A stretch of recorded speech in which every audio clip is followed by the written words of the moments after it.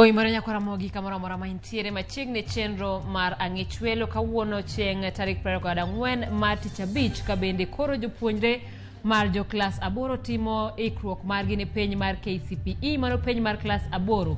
Bende jopuonjre go mag jo grade 6 timo ikruok margi ne penj maduong' mar KPSEA.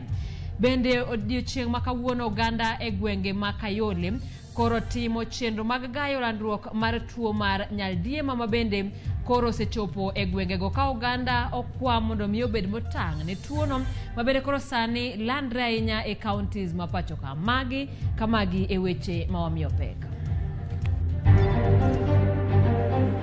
We appeal to Kenyans of goodwill to contribute a percentage of their salaries to pay to a pay bill number that will be established soon by this committee.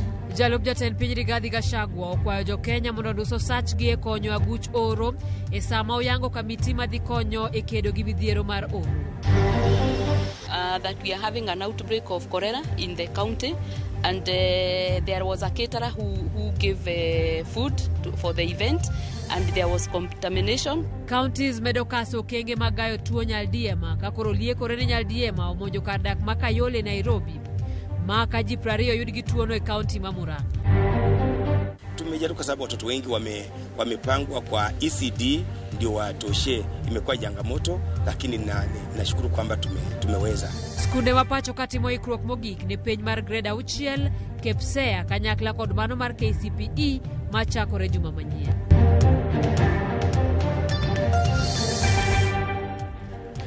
Machiegni ya RAMOGI nyalo tudori kodwa e namba wa manari adek auchiel 00 bende yudowa e mbui mar Facebook RAMOGI TV, yudowa kanyo Instagram kaachiel koda Twitter inyalo tudri koda Simfros Okinda e Facebook.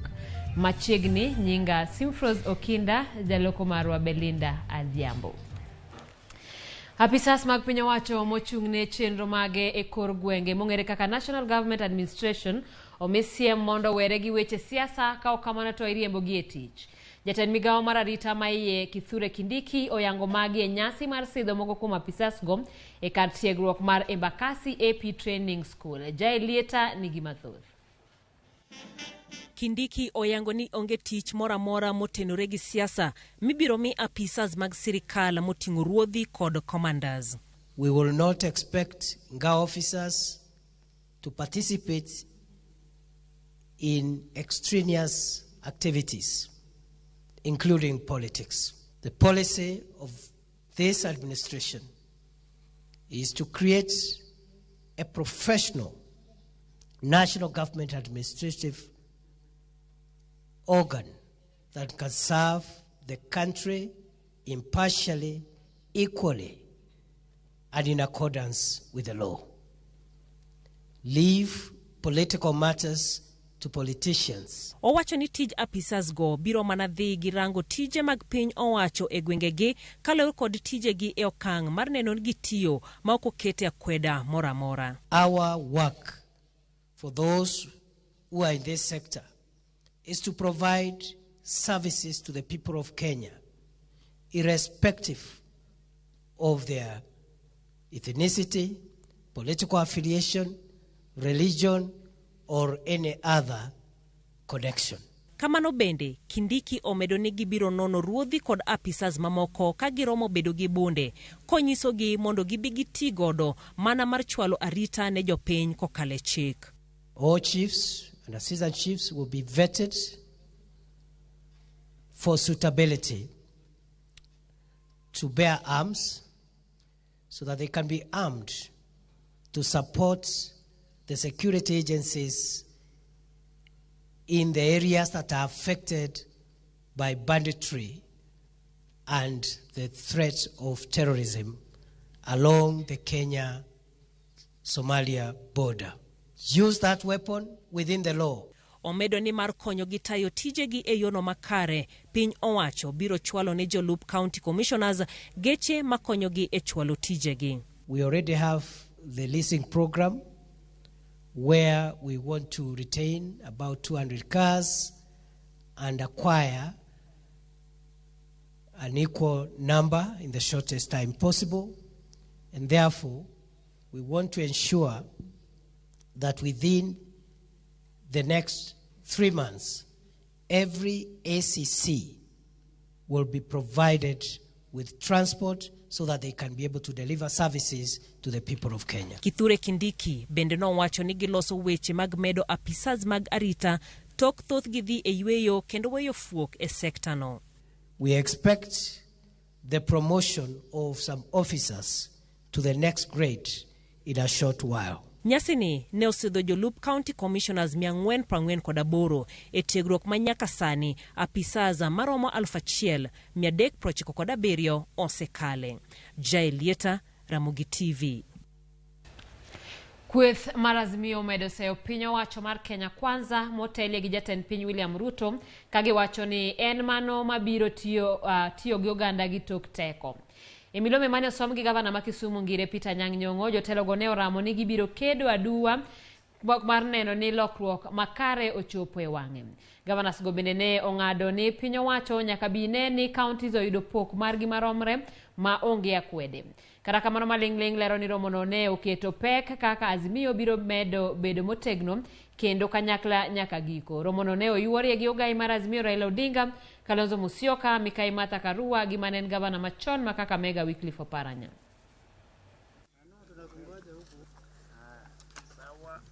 To this end, we take serious notice and condemn in the strongest term possible the revenge mission the regime has embarked on against conscientious commissioners of the IEBC who had the audacity to reject the electoral coup perpetrated by the IEBC chair Wafula Chebukati while trying to sanitize the conduct of electoral thieves and fraudsters at the commission.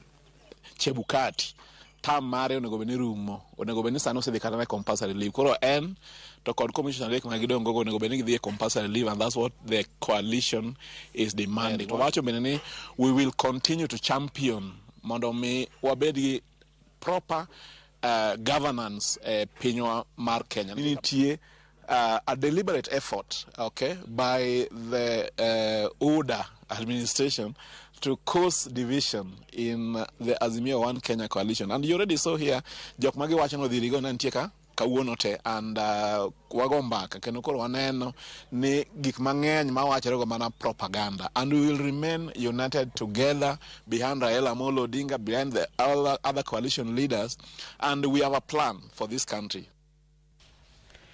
Piny owacho koro owalo ayanga jokanyo ma kamati mochung'ne kedo kod oro e thurka. Jalup jatend piny Rigathi Gachagua ne oyiero jata chenro e kambi ong'we yamo mar Safaricom Peter Ndegwa kaka jakom mar kamitino. Wycliffe Ooko nigi mathoth.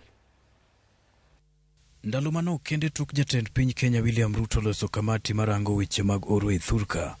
Jokanyo mag kamatino gikone to ne owalo ayanga. Chenro no mane otelie kod jalup jatend piny Rigathi Gachagua Elarumara Pisimare Bore Nairobi. These distinguished men and women appointed to this committee, His Excellency the President has immense faith in your capacity and ability to spearhead resource mobilization process.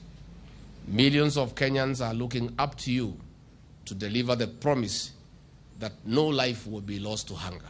Gachagua kwayo jo Kenya duto machamo osara mondo chiw batho sachgi kaka solo mar konyo jo Kenya makali midhiero mar oro kod kech. We as a government are making a special appeal to all Kenyans and various stakeholders who support us in saving the lives and livelihoods of our people.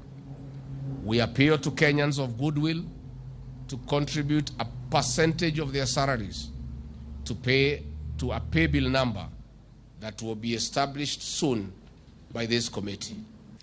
Jalup jatend piny no bende ogolo siem ne achudhe machano rocho chenro mar chwalo chiemb kony ka wacho ni piny owacho biro rito mwandu go e yo makare mar neno ni konyo chopo ne jogo duto mani kod dwaro mar konygo. There will be no parallel pay bill and means of making contribution to this appeal other than the official channels that will be outlined by this committee by the end of the day. We want to tell conmen and fraudsters and all those people who want to take advantage of this very difficult situation that they will not know peace in their lifetime. Kamati no ni kod ting' mar choko mwandu kod omenda ma itiyo godo e gayo oro kod kech ma osekelo midhiero e gwenge ma opogore e thurka. The National Steering Committee on Drought Response that we are inaugurating today will, among other things, establish a private-led National Drought Mitigation Appeal Fund and mobilize resources to alleviate the impact of drought ravaging parts of this country. Ndegwa oyango ni kamati no biro timo manyalo mar konyo e kedo kod oro ka olero ni kony mag omenda ibiro chwal kokalo e namba mar paybill ma biro bedo thuolo ne jakenya moro amora mani kod chuny mar chwalo kony mare. Under the leadership and the stewardship of the Deputy President, we look forward to incorporating all the necessary technical expertise needed in order to fulfill the mandate given to us by His Excellency the President. We remain cognizant of the urgent and immediate interventions needed to alleviate the suffering of those impacted by the current drought. Kamati no bende oting'o jata chenro e bengi mar Equity James Mwangi, nyawadgi mar Family Bank Rebecca Mbidhi kod jata chenro e kambi mar loso ndawa mar British American Tobacco Crispin Achola e kind jokanyo mamoko. Wycliffe Oko, Ramogi TV. Jadeko itongi magi e kar dak ma Soweto mantiere Kayole kaluwore kod landruok mar tuo mar nyaldiema e pacho ka. Maka kaunti ma Isiolo kod Murang'a to koro chungo anda swekra mar uso chiemo e counties go tok jibuora yudi kod tuo mar nyaldiema. E kar dak ma Soweto manitiere Kayole e buore Nairobi. Chenro mopogore magayo tuo mar nyaldiema dhi nyime. Apisas mag county kuoyath kuondego moseyud ji mani kod tuo nyaldiema. Nyamrerwa bende odichiwo tiegruok e yore mag gayo landruok mar tuono. Kuko na blockage kubwa sana ya siwa ambayo maji taka yanaingia katika maji safi yanachanganyika, na tunahitaji pia kukue wafanye kama kufanya civic education kwa hawa watu. Hiyo ndio kitu tunaomba ifanyike kwa sababu watu wengi bado hawajajua madhara ya kolera. MCA Masoweto David Odhiambo wacho ni osebedo koluorore gwengego mar temo reso oganda ma tuono ohewo. Odhiambo kwayo piny owacho mondo konye reso oganda ka owacho ni oganda ma kwan gi ok ong'ere sani osewito ngimagi ne tuono. Ile list niko nayo kwa ofisi yangu ni watu karibu 10. Na nimethibitisha kwamba wote, hata jana nilikuwa nasunguka nikienda matanga zao, there are about 10 people wale wamekufa. Lakini kile tumefanya, tunasaidiana na bwana chief, tunasaidiana na madaktari na health officers, so that tuone ya kwamba ni njia pia tukushirikiana na wao. Ingawaje wao wanasema ya kwamba pombe haijai kuwa na kolera, lakini wanaargue ya kwamba ni mambo na maji. Oganda modak Soweto yuak ni gionge nyalo mar kedo kod tuo mar nyaldiema kaluwore kod yuto margi mani piny kod chal mar kuonde magidake. Maji ikikuja inakuja na forcing ya ukifungua inakuja pressure chua, unafikiri ni maji ya kawaida. Maji ikikuja inakaa mafi tupu, isha kuja tena inanyamaza 5 minutes, tena ikikuja ni sasa ni ile na dudu sinakuja. Rakiro ka kiujo ka usiep ni moro jirandi moro tuo kata kodieo to konye ngwech imany kod hospital man machiegi nikech okodwa ni mondo walal onagi wa mwodago lwa savanaka. Oganda go koro kwayo piny owacho mondo resgi achiedh nade mar tuo nyaldiema manyalo biro yweyo thoth oganda ka ok resgi mapiyo. Koro ing'iyo kacha cha ineno ka to wuok. King'iyo kar ka inwang'o ka gik maricho nitie. Pi ma wamodho bende ok gibeyo. Gin pi chumbi. Samoro pi gigoero gilokre makwar. Koro mano bende sirkal ong'iyo ahinya kuom pi mawuok mar fresh. Komachielo kaunti ma Murang'a ogolo chik mar chungo anda swekra mar uso chiemo kod tedo chiemo e kuonde romo kaka yo achiel mar gayo landruok mar tuo nyaldiema. Matimore tok ji 200 yudni ni kod tuono chieng' tich ariyo mar jumani.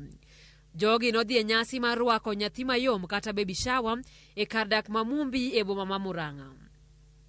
Kaluwore kod director mar thieth e kaunti no Dr. Winnie Kanyi, ji 7 kuom 20 go osethiedhi modok pacho ka jomodong' 13 to pod yudo thieth e od thieth ma Kaharo e kar od bura ma Kaharo. We had like 20 people who reported to Murang'a County Referral Hospital with the signs and symptoms of cholera. Yesterday we discharged 10 of them, and right now we have 11. Today we have added 2 more. So we are calling upon the people who are in that event to come out so that they can be checked. We are also giving a prophylaxis drugs so that even if you don't have those symptoms, you won't get those symptoms. County ma Isiolo bendo chungo anda swekra mar uso chiemo e bomano kod aluora mare kaluwore kod lipot mar ji ariyo moseyudi gi nyaldiema. Jalup gavana ma county no mabende tiyo kaka jatend migawo mochung'ne weche thieth James Lowassa wacho ni chik makamano oketi kaka achiel kuom yore mag gayo landruok mar tuono. Kwa hivyo kwa sasa ile information tuko nayo ilikuwa ni watu wawili positive cases. Pia tumefunga vibanda ambavyo vimeuza chakula hapo kwa streets. Hiyo ni wale wanauza mutura, wanauza samosa, mayai. Kwa sasa hiyo yote tumefunga kwa sababu ni hatari kwa watu wetu ambao wako ndani ya town.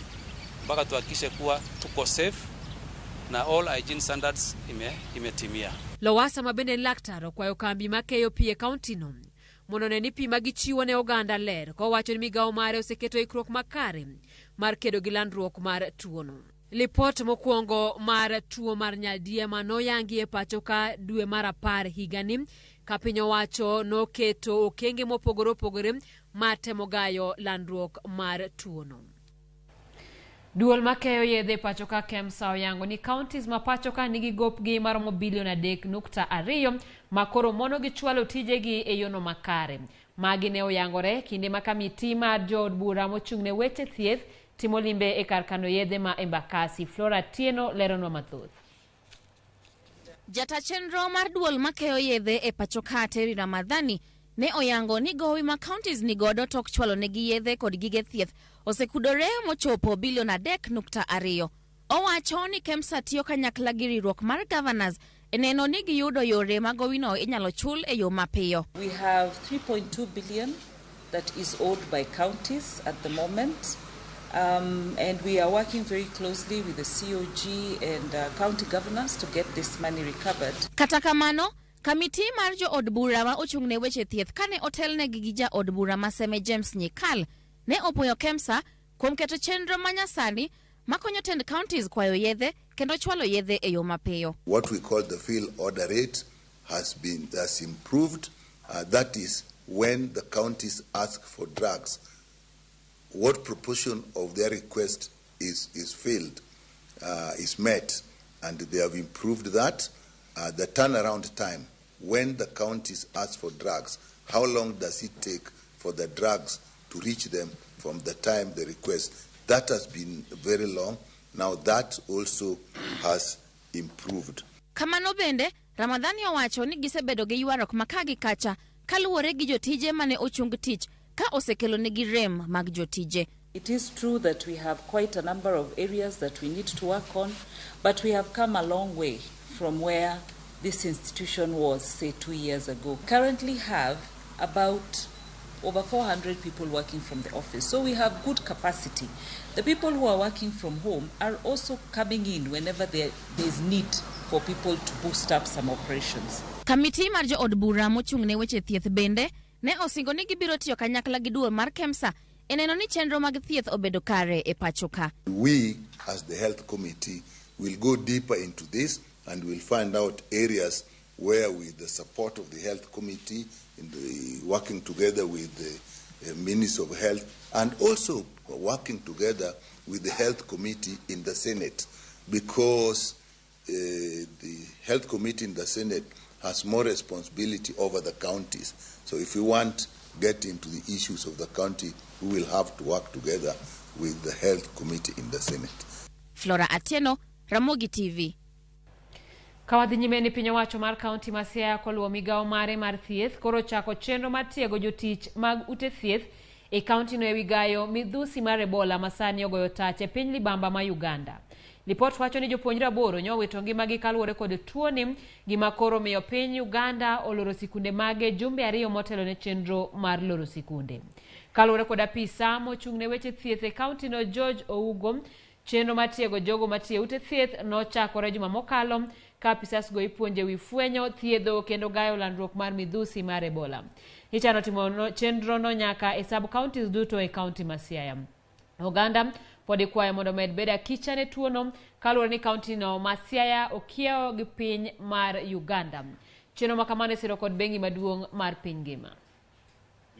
To remind our healthcare workers to observe IPC practices in the healthcare settings to avoid disease transmission from the healthcare worker to the patient and also to the caretakers of the patients. This program is courtesy of the World Bank through the THS program. Though the disease currently is not with us, but as usual, we need to keep our healthcare workers on toes so that they are ready to handle the disease in as far as IPC matters are concerned. Nyakoromogi sa achiel gi dakika 20 ka oyweyo marwa mokwongo e chenro mar ang'ich welo. Mabiro wakelo kanyo chenro mar ikruok ne penj madongo mano mar grade mar 6 KPSEA kachiel koda mano mar KCPE. Penj go biro chakore juma manyien. Tudri kodwa kawuono ka ywano atole namba mar 0709900000 kata D** 619 #.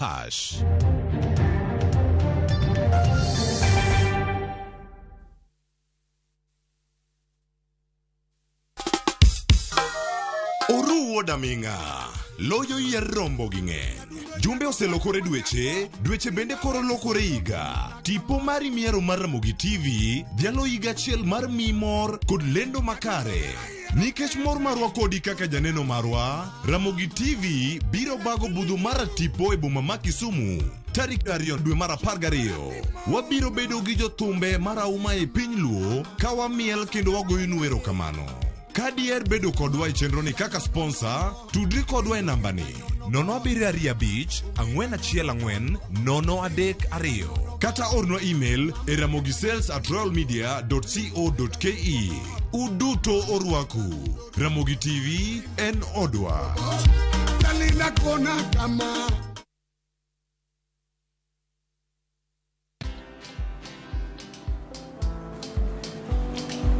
Chal nade?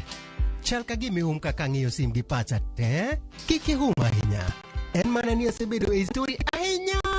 Mana kaka rali manyochacha, ne chal ka gima ne an kanyo kane otimo. Kendo kane iyawo chiro manyien, ne chal ka gima ne an kanyo.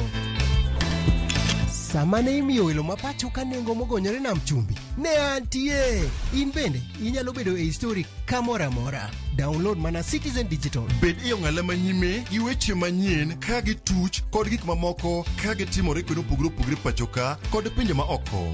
Download Citizen Digital. Citizen Digital. It's the World Cup season. This is your moment to win big. Bet on World Cup games on shabiki.com for the biggest odds in Kenya. Place your bets on the World Cup matches and enjoy 200 shillings free bet with shabiki.com. Kuwa Shabiki. Not for persons under the age of 18. Betting can be addictive. Play responsibly. Shabiki.com is authorized and regulated by the BCLB. License number 416. Shabiki.com.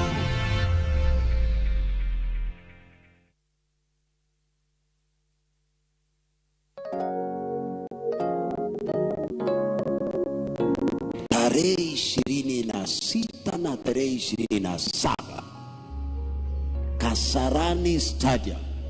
Fanya njia zote tukutane Kasarani tu.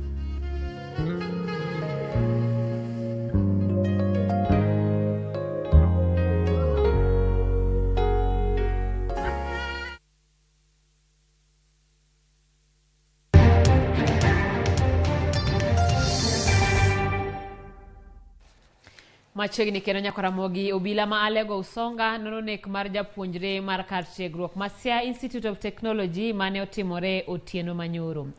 Nekno mane otimore kar dak mar Abango chich ni ne otim kod osiepne mawuoyi.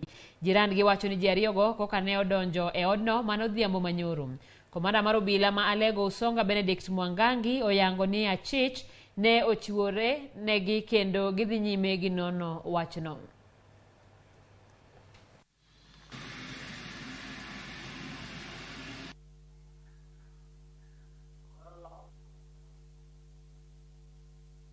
Yesterday night we had an incident that happened at Rabango area within Sia town, where a certain guy murdered a lady. After the incident, the suspect surrendered at Sia police station, where he is in custody. Investigations have been commenced.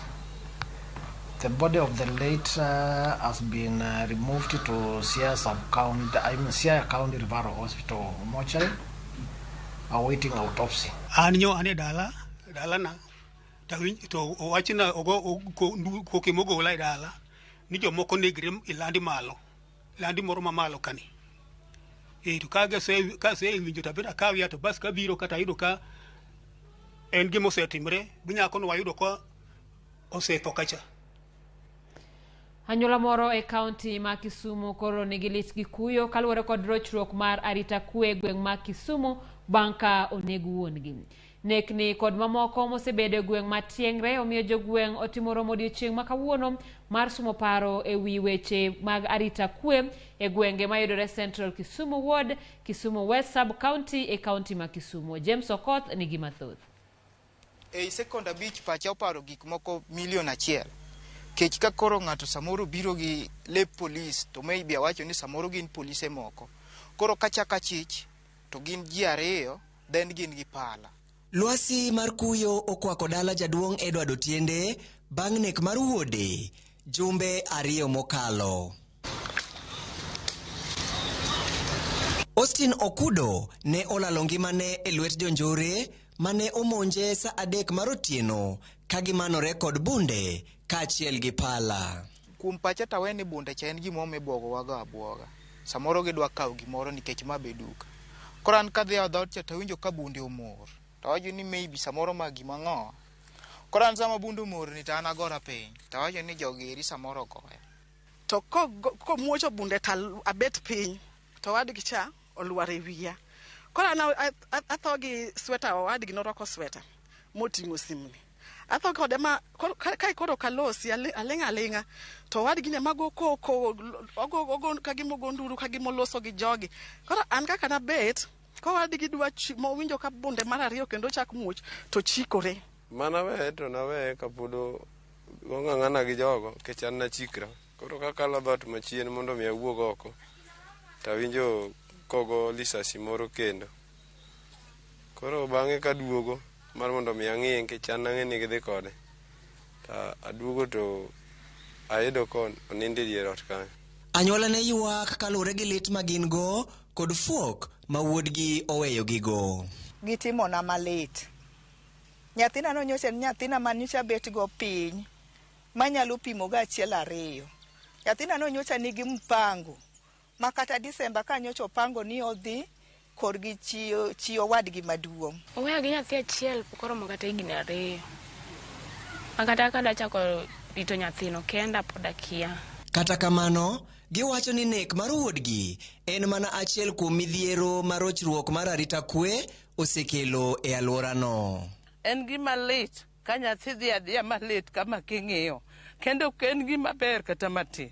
Woe man Nyasaye lakini Nyasaye ong'e gimoro amora. Kore wakwayo kwe makenda rita mondo bednwa kare. Kanyocha wawito kijana moja youth matiyo matek.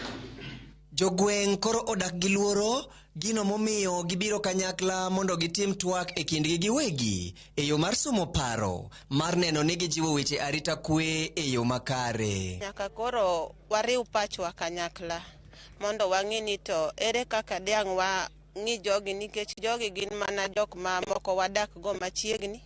Koro nyaka wang'i kaka watudre gi jowadwa mwadak godo mondo wang'i kaka weche mag tong'o ji gidok chien e alworawa. Kata ka dipo ni wanyalo empower nyumba 10 or kaka wanyalo loso teams mag kijende manyalo konyowa e weche mag arita kwe mondo mi wane kaka wanyalo curb or wanyalo reduce wach mar insecurity ni mondo mi wabedru gi kwe. Simon Osegi Orwa en ruoth ma Central Kisumu location ma osingo tiyo gi jokanyo mamoko mar medo kaso arita kwe e gwengego. Wan be wan gi chenro magwa wan kaka gi nyumba 10, wan gi village elders, wan gi assistant chiefs. Tich gi maduong' en ni wayudo information kuonde ma jogo nitie. To wakwayo ni jopiny bowuog oko mondo konywa kaka dwa mak jogi mondo mi gweng' obed gi kwe. Rochruok mar arita kwe e Central Kisumu Ward omiyo anyuola mar Austin Okudo ywak kalure gi nek mar wuodgi, kendo jogweng' koro riwre kodgi mar kwayo apisas mag arita kwe mondo oresgi kalure gi midhiero magikale kinde ka kinde. James Okoth, Ramogi TV. Erokamano James kuom lipodno. Ka wadhi nyime ni bura mar winjo kwayo mar golo ya PC commissioners 4 mag IEBC odonjo odiochieng' mar 2 kawuono kendo kelo e giko thuolo mar winjo kwayo. Juma manyien koro dhi bedo thuolo mar commissioners 4 go chopo e nyim komiti mar od bura mar chike kendo duoko penjo. Kuom thuolo mar 2 jo od bura mag Azimio kod ok ne ochopo e bura makamano. Kristo Weno osebedo kaluono bura no kendo losonwa report machal kama. Aya, let's move on to odiochieng' mar 2 mar winjo bura mar gole ya PC commissioners 4 mag IEBC. Juliana Cherera kod kweth mare odhi nyime kod yudo seyo e wi chung' margi e kinde yiero mokalo. Okil Kamaloka Geoffrey Langat ne onyiso komiti mar JLAC ni commissioners 4 go ne oyie mar loko ombulu mar tend piny, gino ma inyalo pimo kod temo loko dwaro mag jogo ombulu. The revelation handed out by the chairperson of the commission that the 4 commissioners were agreeable to moderation of the result proposed and pushed by the 2 group of visitors is clearly showing a nexus between the Serena media presser and the KICC media presser. Langat odhi nyime kod wacho ni Cherera kod kweth mare ne ogolo paro machal kod mago mag Azimio e wi duoko mar yiero mar tend piny, gino ma owacho ni en ranyisi makende ne gitiyo kanyakla. If it swims like a duck, walks like a duck, quacks like a duck, is probably a duck. And we saw that at the moment the 4 commissioners that I've cited were reading their statements, it could not take more than 5 minutes. It was actually systematically, even the TVs were sharing the screen to show the commissioners reading their statements, the KICC presser by the Azimio group. It was a well-coordinated move. Cherera kod kweth mare bende osoko wangi kuom koso ng'eyo chike mag yiero mapacho kae. To the extent that inevitably you will find that the 4 commissioners reckoned that the 50% plus 1 constitutional threshold or legitimacy test should be used, you must reach the inevitable conclusion that they had inability to successfully administer an electoral process that was subject of their conduct. Langat otieko bura mare ka onyiso komiti mar JLAC ni commissioners 4 go dakwe mondo ta IEBC bang' kwedo ombulu mane otako duol onogo. The structure and composition of the commission will be dented if left to the 4 commissioners. Indeed, it's unimaginable how the commission will be run by renegade commissioners who took side with the petitioners in the 2022 Supreme Court petition. How will the 4 commissioners work with the Secretariat, which they could not agree on tallied and verified results, appointed a law firm to represent the commission in court, and many other issues which are in public domain?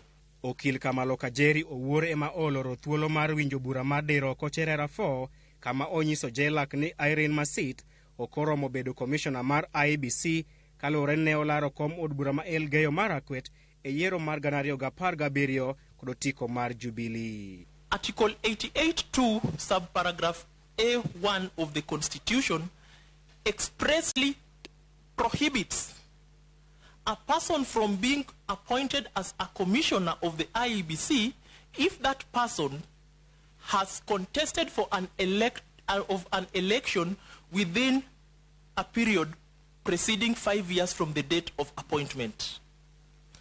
Her appointment was subject to litigation.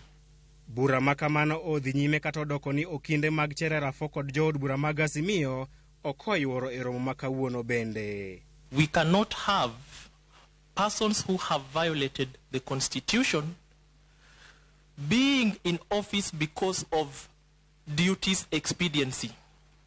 That is not what Kenyans aspired to do in 2010 when I was in Form 1 by passing this Constitution. Bura makamano dhi nyime chieng' wuok tich kod chieng' tich ariyo juma manyien, ka thuolo makamano en mar Juliana Cherera, Justus Nyang'aya, Irene Masit kod Francis Wanderi mar duoko penjo. Bang' komiti mar JLAC winjo buche duto mag thich oko commissioners 4 mag IEBC, Nyong'ong koro dhi ng'iyo kar romo mar County Hall juma manyien mar neno ka Juliana Cherera kod kweth mare dhi yuoro mar duoko penjo nyim komiti mar JLAC bang' okinde mag-gi wuok e romo makamano odiochieng' manyoro. Chris Owino, Ramogi TV, Nairobi. E thuolo mokwongo e pacho ka jopuonjre mag klas 8 kaachiel kod mago manie grade 6 biro timo penj wang' achiel chakre chieng' wuok tich mar juma manyien. Kawuono ne jopuonjre go e pacho kama ngima ne otimo ikruok ne penj go ma bende geto chwalogi e ngas mamalo kowuok e primary nyaka e sekondar. Jafwambo marwa Joja Oko miyowa ler mathoth. Ikruok mar penj kind jopuonjre manie klas 8 kaachiel kod mago manie grade mar 6 ne ochakore ayanga e pacho ka mangima. E skund primary mar Victoria mantiere e kaunti ma Kisumu, japuonj maduong' kone gisetimo ikruok makare kendo gin kod geno mar yudo duoko maber. Wan gi nyithindo 181 madhi timo KCPE, to gi nyithindo 241 madhi timo penj mar KPSEA, mano grade 6, matimo penjgi mokwongo. Modwa ng'iyo ni to KPSEA ni ginyalo time nade. Nimefika hapa nimeona wanafunzi wamejikakamua, wako tayari kwa masomo, wamekaa vizuri, wanatarajia tu mtihani. Ikruok makamano ne bende otimore e kaunti ma Migori, kuma jopuonjre moheo 37 mag grade 6 kaachiel kod mago moheo 36 mag klas 8 bende geno timo penjno machakore ayanga chieng' wuok tich tarik 27 dwe ni mar 11. Muslim Primary en achiel kuom sikunde mane wayudo ka dhi nyime kod ikruok margi. We are prepared because we know the examinations are coming from the syllabus and we have touched the syllabus maximally to the letter. Janyuol kik support kata mathin paro mar dhi mondo kony nyathi mondo odhi okal penj. Gimomiyo wacho kamano, sama nyathi ong'ad penjne, yawa ng'ama nigi chandruok mosebedo kod geno kod nyathine kuom kinde duto ma nyathine ni skul en janyuol. Koro kuo mar penj owinjo bed ni en gima onge kabisa. Ber ka nyathi somo timiye gima owinjore gima nie wiye. Mok ni manyone shortcut mondo omiyo okal penj, mondo omiyo skul oyud mean grade maber. Wach mean grade niendi ema force jopuonje moko mondo koro dhiye okora giendi kama ka giyud mean grade maber. To mano ok en gima kare. Weche ne okopogore e sikund Bungoma DED mani kod jopuonjre moheo 90 ka japuonj maduong' kone gisetimo ikruok mowinjore. Walimu wameandaa watoto vya kutosha na matumaini kwamba hajapokuwa tuko na changamoto lakini watoto wetu wanaenda kufanya vizuri. And we have revised and we are sure that we are going to pass with flying colors. We are going to make everyone proud of us. I'm in grade 6 and I'm so happy today that we're doing rehearsal and I'm waiting forward for this KPSEA exam because I know that we're going to pass it with flying colors. Moko kuom sikunde mabende ne olero ikruok magisetimo gin mago manie kaunti ma Garissa, Kajiado kaachiel kod Nairobi. Sote tuko sawa, walimu wametutayarisha vizuri na sisi pia tumejitayarisha na tunajua Mola atatusaidia. This is the first time to do the national exam and I'm not panicking and we are all prepared for this exam. For last year, we only had KCPE, and we had a candidature of 60 learners. But this time around, we have both Class 8 and Grade 6, with a candidature of 169 learners. We have 88 candidates in Class 8, and we have 81 candidates in Grade 6. So this time around, we're finding that the exams are quite tasking, but we are ready and we are equal to the task. Kwan jopuonjre maromo 1.3 manie grade mar 6 igeno ni biro timo penj higani mabiro chwalogi e sikund sekondar ma piny kata junior secondary. George Aoko, Ramogi TV. Our doors are always open and we are committed to providing the necessary assistance to investors seeking to establish themselves in our county. Gavana Makirinyaga oyawo romo mar ohala korwako joket mwandu e kaunti no.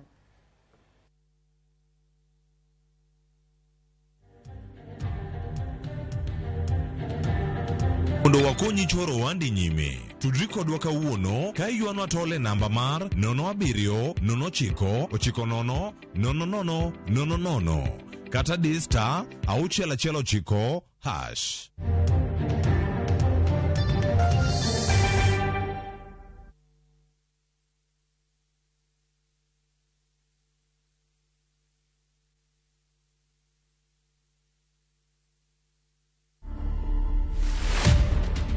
Who is Diana? I'm the firstborn in a family of 5. My dad was a cop. My mother was a teacher. Our home was basically serikali. You've gone through the teen years alone. Character development, hiyo ilikuwa ya kwanza sasa. Is one. People need to know that the Diana on radio, the Diana on the newspaper, the Diana on the socials, especially on Facebook, and now Diana kwa ground. Those are very different people.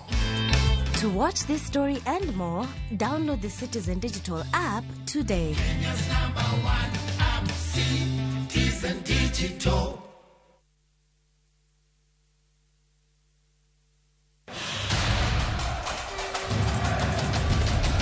It's time for the greatest football stage in the world.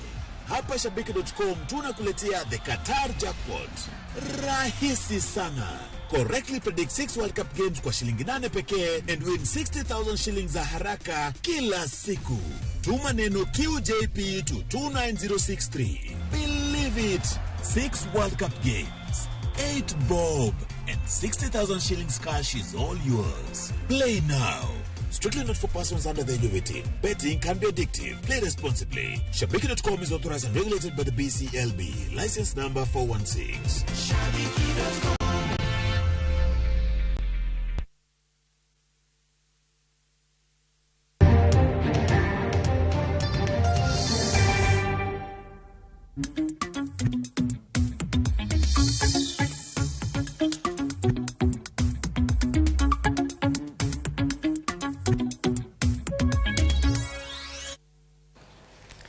Emesamar ohala ni gavana Makirinyaga Anne Waiguru ya wayanga chenro mar nyiso kit ohala e kaunti no. Chenro mabiro dhi nyime kuom kinde kata kuom thuolo mar ndalo 2. Waiguru lero ni kaunti no ni thuolo kendo rwako joket mwandu kod jo ohala mani kod gombo mar timo ohala e kaunti no. Waiguru wacho ni Kirinyaga en kaunti ma omewo e sectors mag limbe kod pur ka omedo ni tend kaunti no oseyudo lope mag piny owacho mane achudhe moko yako motelo ka omedo ni lope go ibiro tigo e chenro mag dongruok mag kaunti no. That can be exploited in our county include fast-growing tourism sector, in which attractions such as water sports, the scenic Mount Kenya view, the vast Mwea rice fields, and the breathtaking waterfalls along Thiba River. Our doors are always open, and we are committed to providing the necessary assistance to investors seeking to establish themselves in our county. One of the things that we will need to improve in Kirinyaga is our produce to be able to attract our investors. We have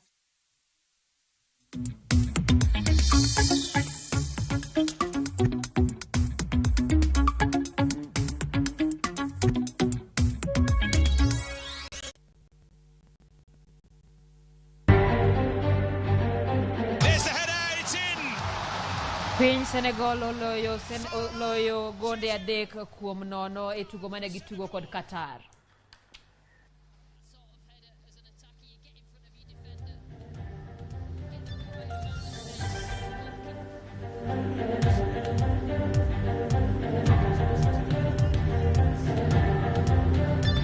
Mondo wakonyi choro wandi nyime. Tudri kodwa kawuono ka yuano atole namba mar 0709900000 kata D** 619 #.